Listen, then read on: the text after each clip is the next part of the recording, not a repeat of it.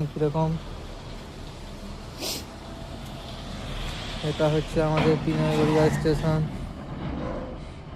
Zoom করে একটু দেখাচ্ছি আপনাদেরকে। এই দেখুন, এটা হচ্ছে মালগাড়ি। মালগাড়িতে আছে কয়লা, আর এই পাশে আছে পাথর। এখানে রাত্রে পাথর লোডিং হয়। আর আমাদের গাড়ি আসবে এই লাইনে। আমাদের স্টেশন এখন অনেক উন্নত। বাপরে বাপ, বাপরে বাপ, বহুত ঠান্ডা।